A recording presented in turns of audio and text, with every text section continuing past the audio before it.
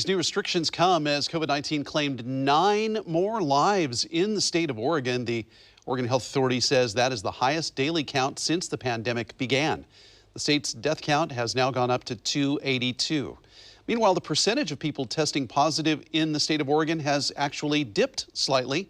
The 7-day moving average is down now to 5.6%. The national average is 8.6%.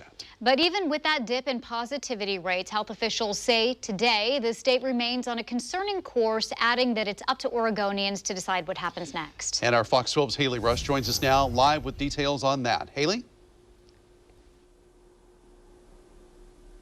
Well, Oregon Health Authority officials gave us an update today on projections for COVID-19 cases, saying we're at a turning point and we could either go up or down when it comes to cases in the upcoming weeks. Oregon remains on a troubling trajectory, but Oregonians are fighting back against the virus. Oregon is no way in the clear when it comes to the COVID-19 crisis, according to Oregon Health Authority Director Patrick Allen and State Medical Director Dean Seidlinger. If the current transmission rate continues, new daily infections would rise to around 1,600 infections a day by mid-August, according to OHA. Not all of these infections will be diagnosed, with the model showing about 23% will come to our attention. OHA leaders say from the beginning they've known there are more people out there with COVID-19. For our modeling results, we take the tests that we've done here in Oregon, the positive tests, the negative tests, individuals who are hospitalized, to try and determine how many people in Oregon currently have the disease, and based on that, how they could infect others. But they say if Oregonians continue to wear masks, practice social distancing, and avoid large groups, they could limit known and unknown cases by 10%.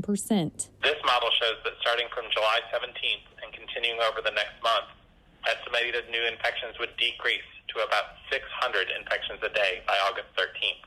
Again, only some of those being coming to the attention of public health. Finally, in a worst-case scenario, cases could shoot up by 10%, with nearly 4,000 new cases a day. These projections show that we're at a real turning point.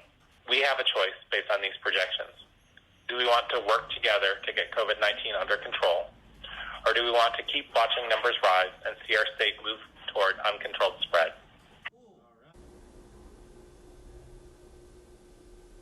According to OHA officials, a lot of these unknown cases are people who don't show symptoms, or they have mild symptoms and they never seek treatment. They said that's why it's so important for Oregonians to stop the spread as much as they can, because a lot of these cases aren't traceable. Reporting live, Haley Rush, Fox 12 Oregon.